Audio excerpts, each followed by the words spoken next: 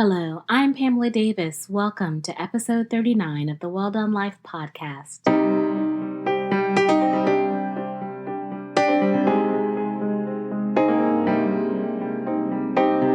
Hello, and welcome back to episode 39 of the Well Done Life podcast. I'm your host, Pamela Davis.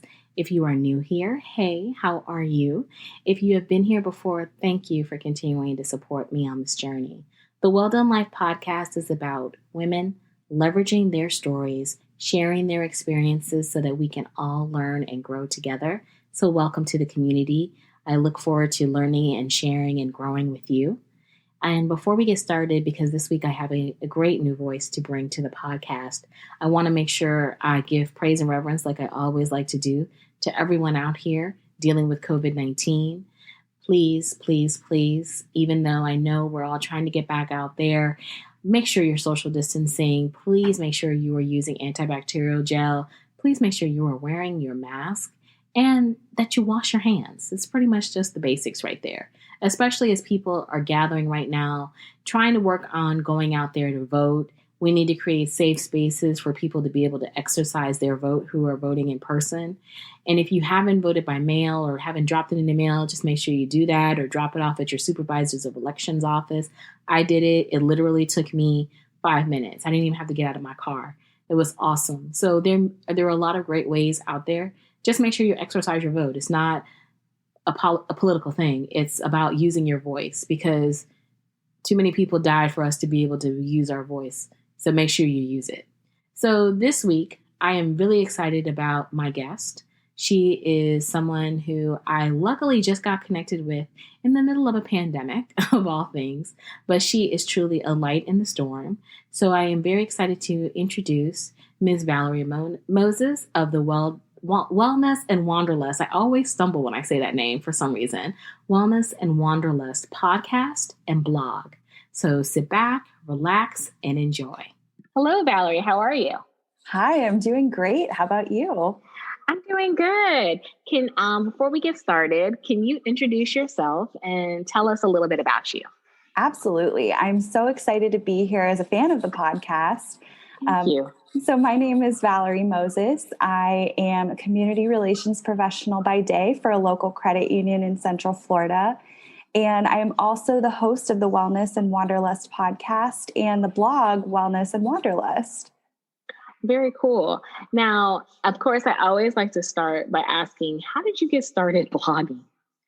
So it's funny. I was actually looking back in the old archives earlier today. I have always been a writer, and on really any topic, ever since I was a little kid, I would write fiction. And growing up, as the internet became, something that we were using in middle and high school, I even had a live journal back in the day that it was actually kind of modeled after Gossip Girl. And it would be little stories about things going on at my high school. And so I always really loved to write. I think MySpace had a blogging platform for a little while, and I would just share, little like what's hot, what's not, pop culture things going on. But when I got to college, I was originally a journalism major and quickly switched over to advertising and public relations after going to a lecture where they said that journalism was dead, which 10, 15, I don't know how many years. And 10 years later, that is still not the case. Journalism is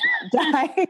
Right. I can't even believe they said that. It was a journalism class that said this. So I ended up switching my major to public relations for a few reasons, but I still really wanted that writing outlet. And I found that I had an easier transition to college than I think a lot of people were having. I really did a lot better in college than I did in high school. And so I wanted to share those types of tips with other college students. So it started out really as a college advice blog. I had the Freshman 15 every month with, different topics on overcoming homesickness and making friends and staying healthy and, managing your time. All things that I think a lot of people were struggling with. And then over time, it was really starting to evolve. And eventually, a couple of years ago, I switched over to more wellness and travel and lifestyle.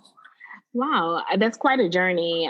Just kind of going back a little bit with you mentioned the transition from high school to college. And that is, I remember for myself, that was a really challenging time. And I kind of felt the same way. I thrived more in college, I think, than when I was in high school. I was so awkward.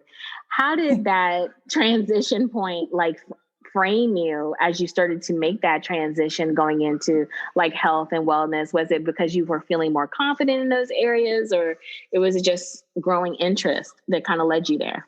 I think it was actually, partly growing interest and partly actually having some struggles with health and wellness. So I do have Hashimoto's, a thyroid condition. Yes. Since I was 17, and they talk about autoimmune disorders as being kind of a spectrum. So I was never medicated for it because my numbers were never bad enough to be on medication, but I was experiencing a lot of the symptoms, and doctors weren't really always taking that seriously. They would just say, well, eat less and exercise more and you'll be fine. Do Weight Watchers. And I found, I think Weight Watchers is great for so many people. I found that when I did Weight Watchers, I wanted to eat all of the little 1-point desserts. And that was my diet. Totally have that feeling too. Yeah, absolutely. When I did Weight Watchers, my blood work actually came back that I was malnourished. And so, what?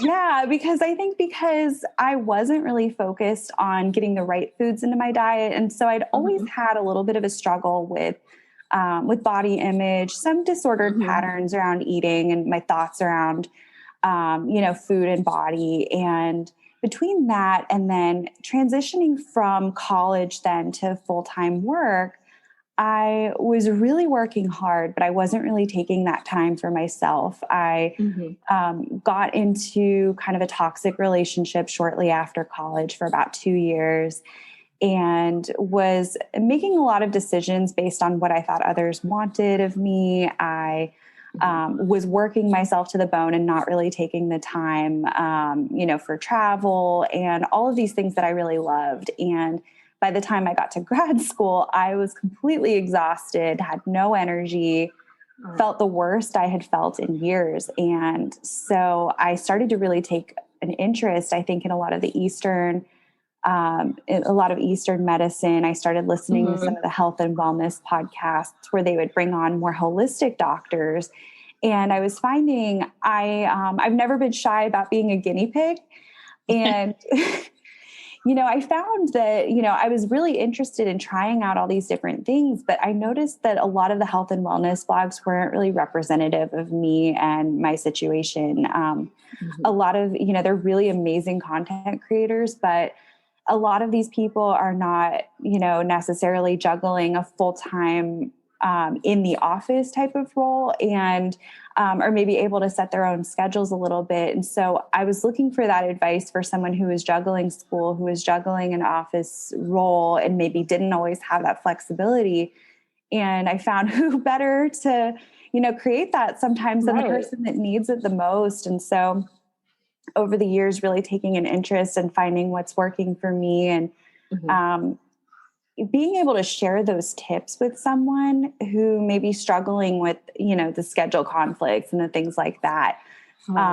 Because most of us can't afford to take a month off to do maybe a panchakarma in India.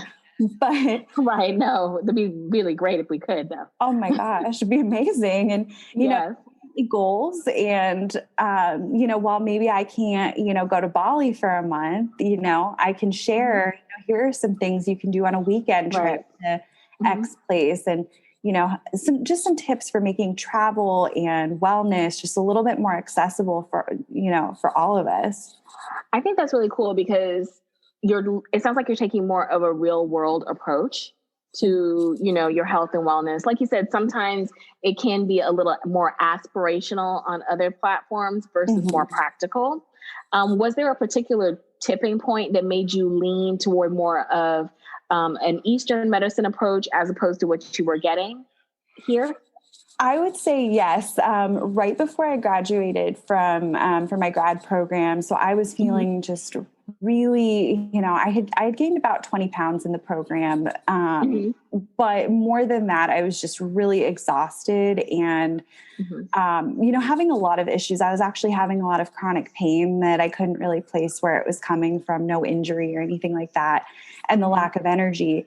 And I remember going into the doctor and asking them, at the endocrinologist, what I could be doing to feel better. And they recommended that Weight Watchers, and they said that's really the only thing. And when I asked them, are there any dietary things I should be trying, they said all of that is anecdotal. We really can't help you. Oh, wow. That's just so matter of fact. Yeah. And I knew firsthand, I had kind of played around a little bit with paleo over the years and different even elimination diets. And I knew that food was definitely affecting the way I felt. I just didn't know exactly how, because the one part of the elimination diet I always struggled with was then bringing the food back. Right. And, doing that in a practical way rather than, I've given up everything for a month and now I'm going to eat everything again. Yeah.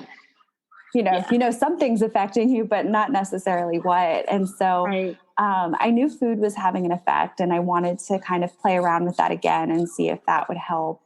And I was listening to a lot of podcasts that were doing different forms of, wellness practices. And then I also just wanted to really look at the practical and how I was living my life. And so one person that really inspired me was Gretchen Rubin, who wrote The Happiness Project.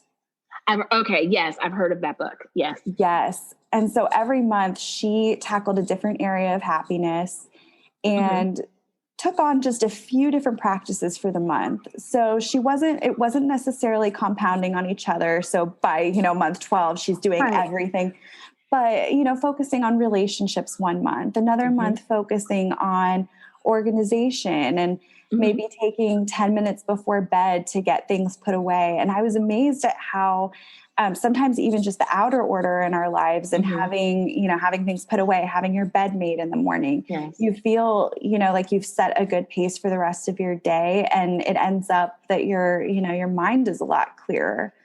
Yes. And, over that time, I've really learned that wellness, it's not really just what we're putting into our bodies, but it's, what we're putting into our minds and our environment.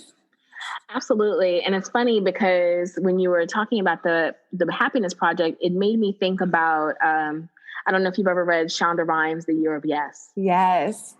And I feel like when you were talking about you discovered that book, it reminded me of when I discovered the Shonda Rhimes book, because at that point I was at a tipping point as well. I needed to kind of change my perception, my mental health, my health, and not be so afraid of things. So I went on that journey with her. I did a year where I just said yes, unabashedly yes. I don't care if it was the weirdest thing you probably asked me to do. I'm going to 9 times out of 10, I'm going to say yes, because it forced me out of my comfort zone. So it sounds like her book, The Happiness Project, made you look at life in smaller bites as opposed to what you were looking at it before. And it sounds like that's where you were finding your happiness and wellness. Absolutely. Because I think everything can be so overwhelming when we look sometimes at the picture that, I have all this stuff I need to do and I, everything out there. And sometimes just taking it into one little thing at a time. And, when I'm overwhelmed, sometimes it is just that act of, all I need to do right now is to make my bed, or I need to walk over to the mailbox. Your day is going to get better after that. But taking that one step, doing one little thing sometimes is all you need to kind of get the day and your life kind of back on track where you need it to. Yeah. And it's funny because, especially now in 2020, our lives have truly changed. This has been such a revelational year, but so a year of where you are just forced to be still. Yes. How has that affected your wellness journey this year? Being still is something that I've definitely struggled with. And so this is a really good practice for me, for sure. I think overall this year has given me more of an appreciation than I had before for some of those little things. I really miss hugs and Yes. Those days that my mom would just invite the grandparents all over to the house, and we had no reason really to be getting together except that we were just having dinner with everyone. And those little things I have a huge appreciation for, more than I ever did. So I think that was one thing that it really did change, was my perspective on that. But I definitely have had to be more still. And I am someone who sometimes when I was struggling with something, I would try to really keep myself busy and, cram in more things. And that's not always the thing we can do now. And we don't, you can't necessarily go meet up with friends the same way we did before. And so I've really had to sit alone with my thoughts sometimes. And those thoughts are not always great when we're on our own. And this, the virus, there's no real end in sight for now. And, all of the social unrest and everything going on in the country, it's so sad and overwhelming and scary. And there have been days that I think in the past, a younger me would have, maybe ordered a pizza and just laid in bed. And now I'm really trying to kind of take that time to really sit there and let myself, I never let myself do this before, but now during the quarantine, if I'm sad, I will let myself, go into my room, sit, cry. Usually it's only for 5 minutes. It's not your whole day, but letting myself actually feel the emotion, sit with it, and let it pass. A lot of the times it will pass, and then I can kind of move on with my day and, focus on, well, what can I do to make this better? And what, and so I think that definitely slowing down has been something that has been so important during this time, and something I've been getting a lot of practice in. That's good. I mean, because like you said, it can be hard, because once you have to sit down, you're then saddled with your thoughts, because you don't have anything distracting you. And like you mentioned, there's social unrest. We have a very contentious election season. Yeah. How are you feeling? And I'm just, because I always be very honest, especially as a white woman a white young woman. How do you feel with everything going on? How are you processing all the social unrest, all of the election issues, everything that's going on? I think I felt the full spectrum of emotions, this year, I think, as so many have. Frankly speaking, I cried when Trump won the election the first time, or became the president the first time. So unfortunately, I think none of it surprised me. I wish that it did. I have, certainly, I think as a woman in general, we're used to, maybe being treated in a certain way and having men kind of speak for us in matters they should not. But this time has really been eye-opening for me. I was aware that racism was alive and well in this country, but I don't think I understood the full impact it was having on some of my friends and how close it was hitting to home. And it's scary. It's really scary to see someone who is in leadership, who I think is empowering these people to come out. I think in the past, I think that maybe some of these people felt at least a little bit of shame that what they're spouting is not socially acceptable. And then, so to have someone in leadership who does not denounce them and tells them to stand down or stand back, and they, so that's been really infuriating. I am Jewish, and so I have kind of the perspective where people don't necessarily know that I'm Jewish when they meet me, but I've certainly, experienced, we had vandalism at our house when I was really young, and we've seen anti-Semitism growing up. And so to know that impact for someone that they can't see, that I'm Jewish, then to know, to take the perspective on top of that, my friends who are Black, they can't hide that they're Black. And, at this time, I'm sure it has to be so exhausting to now have everybody coming and asking, all of my Black friends have said, that people are asking them to be the spokesperson and, kind of serve almost as Google. And so yeah, I think the big thing for me right now is to know I am not the expert, and that I think the most important thing right now as a white ally for anyone is to listen. And I think that's the best thing we can do. And of course, to vote and to put our money behind, the causes we believe in, and but to really elevate the voices of the people who are experiencing this and can speak to this. And it has opened my eyes to, a lot of things I was unaware of, even as far as hiring practices with a lot of companies, that someone with a traditionally quote unquote Black sounding name with the same qualifications might be less likely to get a job. I am ashamed to say I was unaware of that. And you shouldn't be ashamed of that. That's just, unfortunately, that is just the way the society kind of has geared itself, where there is that, that hidden spectrum of that. But I mean, the fact, as you mentioned, you're Jewish, and you're right, it's not something obviously anyone's going to outwardly notice. But at the same time, to me, I feel like oppression for my group is opening oppression for you. I mean, because unfortunately, we do have a history as a country of anti-Semitism, racism, I always say it always goes back to xenophobia. Absolutely. The fear of what is not like you.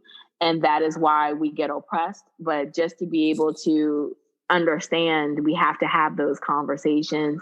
And the fact that we're talking about it here, to me, gives even more truth to power, that the fact that we can actually sit down as different people and have conversations around this with a sense of understanding and respect for both sides. Absolutely. Because you have oppressive history, just like I have an oppressive history. And it's just unfortunate. It was something my mom always said growing up when we would see a Confederate flag. She would always say, if somebody doesn't like Black people, they probably don't like Jewish people. They probably don't like any of my other friends that are not, and it's disgusting. And I can only hope that things change, as far as leadership goes, and that I hate that it took this long, I think, to open so many eyes, including my own. There was so much I didn't know. And so I think I've really been trying to spend this time, watching documentaries, listening to people's stories, and even just trying to, evaluate, what media I'm taking in, and who is starring in the shows I'm watching, whose books am I reading, and, just, trying to diversify that, and trying to have those conversations with my white friends as well when I hear something ignorant, to be able to say, well, maybe this is why you're feeling this way. And right. I think it's important because, to me, I keep saying this because I just really believe it. I really believe that this is the year of the woman. Yes. I do. I really believe 2020 is the year of the woman. And I think women have to be the ones leading those conversations. And it's not coming just from a celebrity vein. It's the regular women like ourselves, because we're the ones who are living this daily experience every day. So we're going to be the ones who can impact each other, because it's coming from someone who understands exactly what you're talking about. And we're going to be able to move it. So I appreciate that. I appreciate that you are seeking to be an ally who's willing to do the work. And so I'm going to ask you what I've asked other people who I see doing the work as well. How do you stay motivated? Because I know as a Black woman, it is hard to stay motivated. I'm leaning on empathy because luckily I'm past the shock and the anger. I have to be empathetic because I have to believe that people don't understand or don't know. And that's why they do the things that they do. So what keeps you motivated to want to keep seeking out those questions and those answers for yourself? I think, it kind of goes back to, really taking it in and sometimes feeling those feelings. There was, one day I had a webinar that I was on that was about, rebuilding the business community after COVID. And it was a day or two after George Floyd.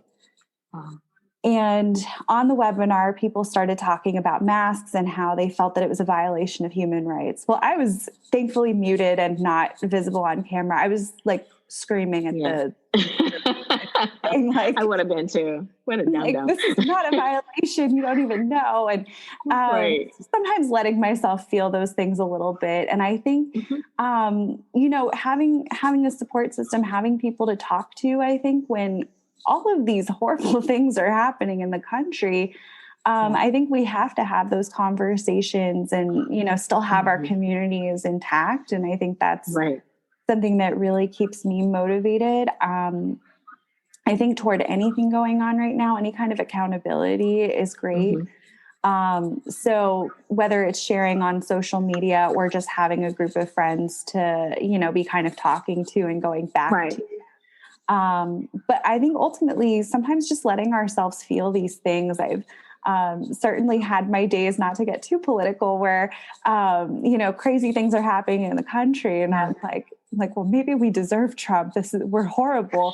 and having to kind of take a step back from that and think, no, things are, they're really great people. And I think that's something, perspective wise, I have to remind myself is that there are incredible people out there right now who have risen to the occasion in, whether it's COVID, whether it's Black Lives Matter, and just anything going on in the country. And they've been doing these incredible things and living their best lives and helping others to do that. And so reminding myself that, like Mr. Rogers said, you have to look for the helpers. And trying to be one of those helpers and, knowing that you can be on the right side of history and you can, make a change, however small it is, whether it's through our conversations or, one thing you say to someone could make such a difference. And so I think that keeps me stronger and, reminds me that my vote matters and that, what we are all doing, it may not feel like it right away, but people are listening and it is making a difference long term. Oh, absolutely. And I totally agree with you about the conversations. I do. I think it's the more conversations that we have, the more we talk to each other and connect, those walls fall down. Is that one of the reasons why you decided that now was the time to start your Wellness and Wanderlust podcast? I think so. I think that, over the years, I've had kind of I guess a trend in my podcasting or in my blogging rather, where I was starting to do a lot more collaborations. And so I would bring in bloggers just to share, what is your favorite hidden gem in Central Florida? Or what are some of your favorite travel tips? And so I was starting to bring a lot of people in that respect, just to share little things that they were doing. And I was really enjoying that. And I was seeing that some of those bloggers were starting to then do collaborations on their blogs. And so we were just getting to share different people's voices on, maybe not the deepest of topics, but it was still a really nice way to kind of get different voices on my blog. And so I was finding that those were some of the, I think the best received of the blog posts that I was doing. And they were the most fun for me. They were definitely the most fulfilling. And as I was starting to think about more topics that I wanted to get into this year, I was noticing that a lot of the topics I wanted to talk about were, maybe better through the human voice, because I think we connect in that different way. And I was amazed at how many of the bloggers and podcasters that I knew, we had never actually spoken before. And especially right now, like with the, with COVID, there are so many people that I'm, DMing and we're in touch a lot. And I hadn't actually gotten to have a conversation with. And when I sat down and I kind of made a list of who do I know that would be great to talk to, because I was like, I bet I don't have anyone to talk to.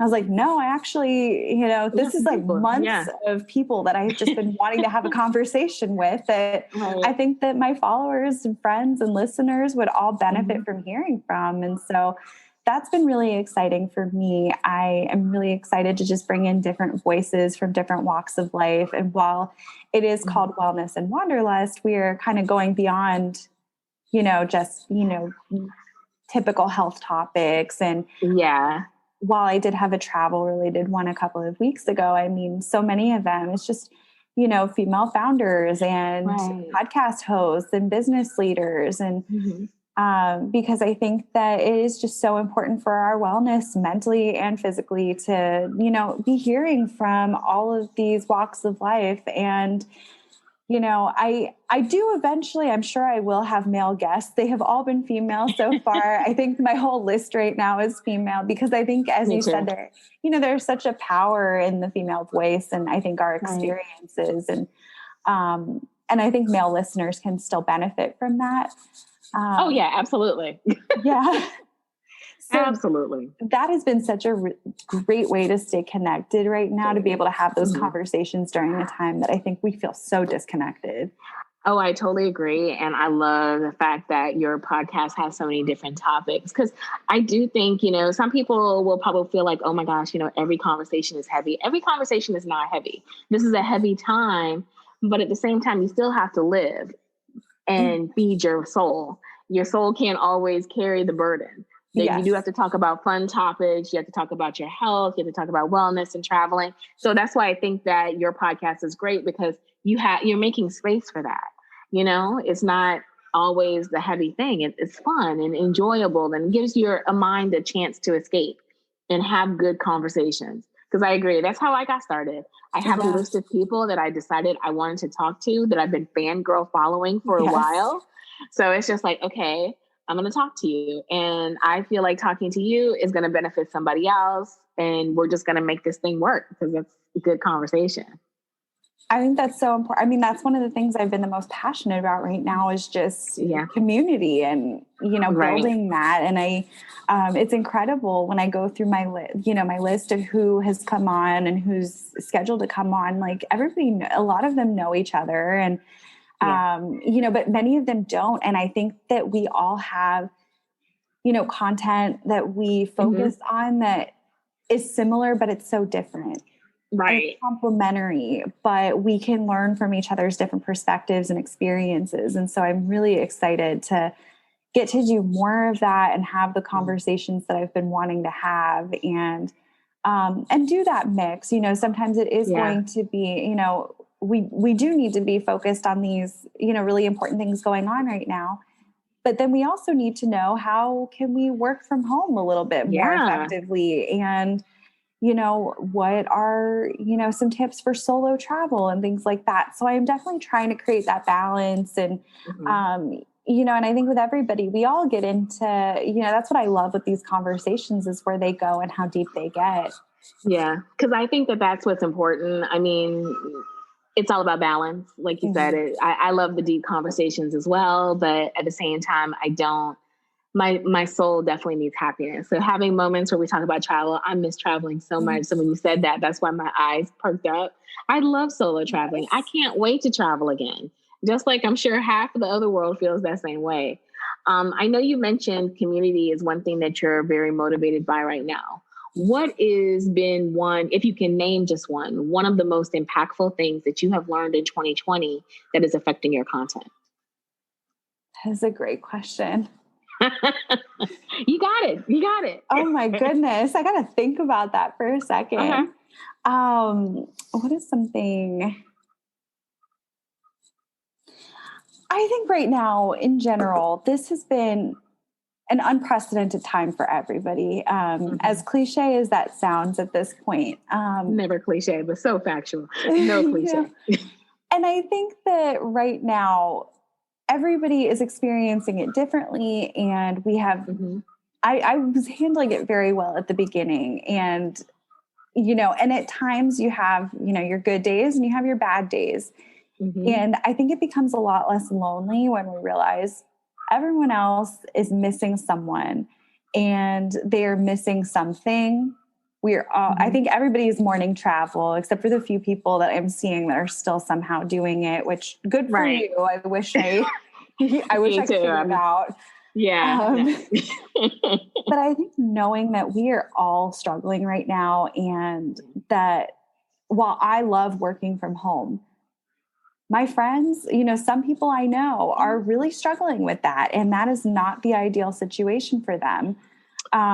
this was a time where I was able to focus on certain areas of my wellness a little bit more, because I was able to get into more of a workout routine. But for others, being in a gym is really what benefits them. And so knowing that we're all having different things that we're struggling with, and, myself living alone, it can be really great and it can be really awful. That has helped me a lot, I think, through this time in general. And then I think also in the content, just because knowing that, again, our mental health, isn't necessarily what it was. Addiction is a lot worse right now, anxiety, and depression. And so I think that's also just helped me in general in life to kind of approach people with, more patience and understanding and, the kindness if somebody maybe doesn't, follow through with something that I'm expecting, to kind of know, this is not an easy time for any of us. And while I may be having a good day right now, maybe having my bad day next week. And, it is such an up and down time. And so I think, really just approaching people with that kindness and patience and understanding has been huge right now. Oh, I think that is so true. Like I said, I'm leaning on empathy because I just feel like what you said is just, we're all at this place where it's like everybody's struggling. You're handling, you naturally thrive. You said from working from home. I wore a headscarf, curtain, a toboggan, little head cap for 3 months straight. Like, I was protesting life with that. I did not enjoy it. I've just really started to come into it and enjoy it the most. But at the same time, like you mentioned, the anxiety, the addictions, it's a very unbalanced time. So I think that it's great that you are lending more of your content to that, because people need that. People need those voices, your voice out there, so that they can, you never know I always say, you never know who you can impact through the power of your conversation and your content. So I think that's awesome. So with everything continuing to evolve and grow, we don't know how everything is going to shape out with COVID and everything else. Where do you see yourself expanding your content to? Is there anything else that you're thinking about adding into your content coming up, or how are you feeling about that? I will eventually be incorporating more solo episodes. I think maybe about, how I'm dealing with this time and maybe what the quarantine routine even looks like, although that has changed 6 times in 6 months. And then also focusing, of course, on the body confidence journey and a little bit with my food and, some of that, because I think I haven't gotten too deep into some of the topics where I can get a little bit vulnerable. But I do think those are things that I really want to explore and be able to share, because I think they can help someone. I have some interviews scheduled to focus a little bit on giving back in the community too. I have a really exciting one about mentorship programs and why being a mentor can actually help your well-being, and it can also obviously help the well-being of the person that you're serving. So I want to bring kind of a service component to it. I'm going to be because I do serve on a couple of local boards. It's really important to me. And so I'm sharing, things going on with some of those nonprofits and how people can give back. And so while it's not a traditional sponsorship type of thing, I really just want to be able to share what's going on in the community and, even outside of Central Florida, how people can kind of be giving back in different ways. So that's a component I really want to add. And then bringing on more business leaders and, getting to share those stories as well. Because I think wellness plays into all of that. Oh, yeah, no, I totally agree. Because like you said earlier, it's not just a physical and mental, but then also how you conduct yourself. As you mentioned, you have a full-time job. I have a full-time job as well. And balancing that along with being an influencer can be very tricky. So being able to put that in, I think is great. And I think it will help people. Because I know I used to mentor. I have not done it in quite some time. But like you mentioned, with everything going on, I'm assuming that there's probably a need for mentors more than ever now. Absolutely. And I think that, some people maybe have lost their jobs, and so they're not necessarily able to give back in that way right now. And a lot of mentorship programs right now are actually virtual. Oh, cool. Yeah, I work with two mentorship programs, one with UCF with just alumni and current students. Okay. And the nice thing with that one is we can now match them with anyone in the country, Oh, nice. who was an alum or has a connection to the university because they were probably not meeting in person for a long time. Yeah. So there are those opportunities. And then with, I work with one with high school students as well. And Okay. my high school student actually transferred schools and it's a little bit farther for me. So it's kind of nice because we're still able to meet and I don't have the same limitations in my schedule because I don't have to drive out, an extra, I think it's 20 minutes farther than it was. Okay. So there are ways to still be giving back. And I think from home, I think it adds to the opportunity of how you can give back. Although I do miss seeing people in person, being able to give her a physical birthday card and, all of that is definitely different. But I definitely want to have more of that giving back component on the show as well. I love that. I totally agree that that's a complete part of your wellness journey. So I think that is something you should share. So I love to ask this of all my guests. So I'm going to ask you as well. What is one thing that you would like my audience to know about you from this interview? That's a great question. I think I will share my mantra. Okay. I have always said, and I always thought this was a Winnie the Pooh quote. It is not, but always bring your own sunshine. And that is something I'm really trying to live by, especially right now. I think the times it's kind of cloudy. We really don't know what's coming next. We have an election in a few weeks. We don't know what's going to happen and what the shape of our country will be. And I think we need to bring that sunshine to what we do, and especially to the interactions we have, the people we meet, especially the people who are struggling right now. And just try, obviously not necessarily, toxic positivity and acknowledging that people are struggling and that things are happening, but just trying to bring the best of yourself to the situation and really try to be a light for others right now, I think is so important. And so that is my big number one thing at this time. I love it. I love that you're trying to be a light, because I agree. We all have so much darkness. We need as many lights in the world. So thank you for that. Absolutely. And so my final question is, where can my audience find you? Because we want to support you on your journey and listen. So tell us all the deets. Absolutely. So my podcast is Wellness and Wanderlust, and it can be found on Apple, Google, Spotify, Stitcher, all the works. Okay. And then my website is wellnessandwanderlust.net. You can email me at Valerie, Valerie, at wellnessandwanderlust.net. And then I'm at Wellness and Wanderlust blog on Instagram and Facebook. And so those are probably the best places to find me. Awesome. Well, we definitely will be following. And I really enjoyed having this conversation with you. Because like I said, I see that your journey is holistic. It's not one layer. There's a lot of different beautiful layers. And you are definitely truly a sunshine and a light. So thank you so much for spending this time with me. Thank you so much. This was such a pleasure. I appreciate it. And we look forward to having you again on the Well Done Life podcast. Isn't she wonderful? It was so wonderful to get a chance to talk to Valerie today. I just love her energy. I like what she's talking about. We do have to look at wellness as a holistic process. And we do, especially in times like this when things are so heavy, have to have outlets where we talk about our wellness, our mental, our physical, but travel and things to do and just kind of keeping ourselves going, because in the spite of all this trauma, you still have to live a full life. That's what living the Well Done Life is about. So I'm really honored to have her on the show today. I will make sure I have all of her information in the show notes. I hope you all have an amazing week. Take care of yourself. Enjoy the rest of your weekend, and we'll talk next week. Bye.